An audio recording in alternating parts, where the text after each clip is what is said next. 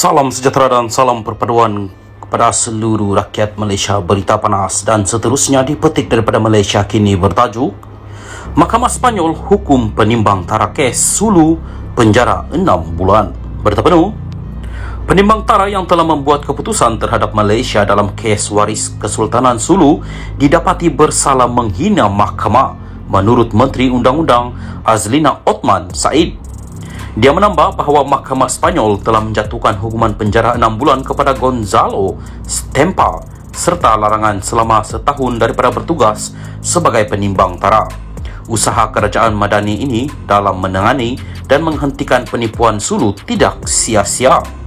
Kami berterusan dalam perjuangan untuk keadilan dan akan meneruskan usaha kami untuk membantalkan anugerah terakhir, katanya dalam catatan DX.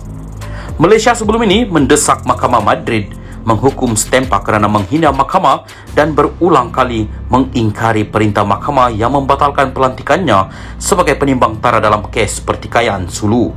Kumpulan yang mendakwa sebagai pewaris Kesultanan Sulu pada mulanya meminta timbang tara di Sepanyol selepas Malaysia menghentikan pembayaran tahunan sebanyak RM5,300 kepada Kesultanan Sulu pada 2013.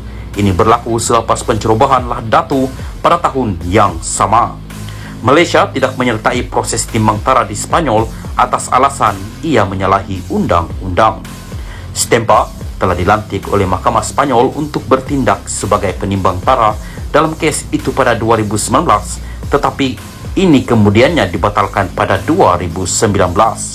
Walaupun pelantikannya dibatalkan, Stempa masih mengeluarkan anugerah akhir sebanyak AS14.92 bilion, kira-kira RM63 bilion ringgit kepada pihak yang menuntut pada 1 Mac 2022 di Mahkamah Timbang Tara di Paris, Perancis. Susulan anugerah itu, pihak yang menuntut telah cuba untuk menguatkuasakan anugerah terakhir di Perancis, Luxembourg dan Belanda dengan merampas aset Malaysia.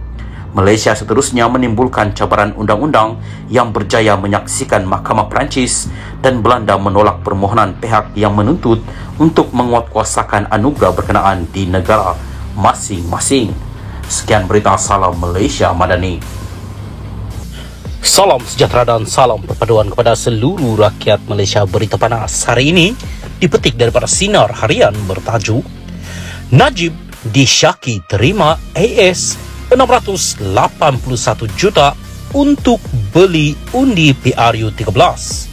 Berita penuh, seorang pegawai penyiasat Suruhanjaya Pencegahan Rasuah Malaysia SPRM memberitahu Mahkamah Tinggi di sini pada Selasa bahawa Datuk Seri Najib Tun Razak disyaki menerima AS 681 juta untuk membeli undi untuk pilihan raya umum PRU 13 pada 11 tahun lalu. Saksi pendakwaan ke-49, penguasa kanan Nur Aida Arifin berkata demikian semasa perbicaraan kes rasuah dan pengubahan wang haram berjumlah RM2.3 bilion Dana Wan Malaysia Development Berhad 1MDB membabitkan bekas Perdana Menteri itu. Beliau yang juga pegawai penyiasat skandal 1MDB ini berkata maklumat diterima pada 4 Mei 2015 menyatakan pada tahun 2013 Najib telah menerima wang tersebut daripada syarikat yang dipercayai mempunyai kaitan dengan kerajaan Saudi, iaitu Tanore Finance Corporation melalui Falcon Private Bank Singapore. Sebelum ini, Tanora Finances dikatakan syarikat yang dikawal oleh Eric Tan Kim Long, iaitu sekutu rapat ahli perniagaan dalam buruan Low Tech Jo atau lebih dikenali sebagai Jolo. Nur Aida 37 berkata, wang tersebut dimasukkan ke akaun Private Banking milik Najib yang berakhir nombor 694. Selain itu, wanita itu berkata, pada 17 Mei 2018 pula, aduan diterima menyatakan Najib sebagai pengerusi lembaga penasihat 1MDB dan Menteri Keuangan menerima suapan. Rasuah itu diperoleh melalui dana pelaburan 1MDB berjumlah RM3.217 bilion dipercayai untuk kepentingan pribadi Najib di akaun bank sama antara tahun 2011 hingga 2013. Fokus siasatan ialah di bawah Seksyen 23 Aktas SPRM 2009, iaitu berkenaan dengan kemasukan wang dalam jumlah yang sangat besar kedua akaun pribadinya berakhir nombor 694 dan 880 antara tahun 2011 dan tahun 2014, katanya.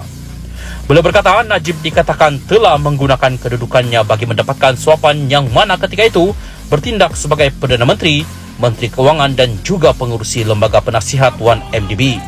Mahkamah Tinggi sebelum ini diberitahu Tanora Finance memindahkan AS 681 juta ke akaun pribadi Islamic Bank milik Najib.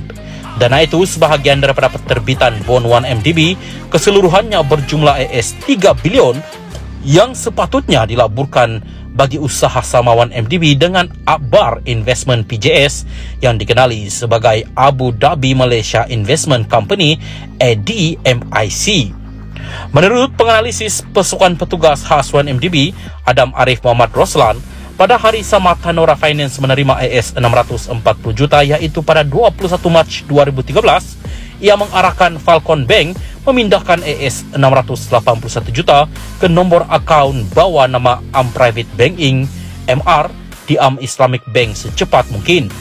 Najib 71 menghadapi 4 pertuduhan menggunakan kedudukannya untuk memperoleh suapan berjumlah RM2.3 bilion dana 1MDB dan 21 pertuduhan pengubahan wang haram yang melibatkan jumlah yang sama. Perbicaraan di hadapan Hakim Dato' Colin Lawrence Square, kini Hakim Mahkamah Rayuan, bersambung dengan Nur Aida membaca pernyataan saksi setebal 90 muka surat. Pada 5 Mei 2013 lalu, Barisan Nasional BN diumumkan menang di 133 kursi parlimen sekaligus dapat membentuk kerajaan dengan majoriti tipis. Sementara, Pakatan Rakyat yang dianggotai oleh PAS, DAP dan Parti Keadilan Rakyat PKR mendapat 89 kursi parlimen. UMNO selaku tunjang utama BN mendapat 88 kursi.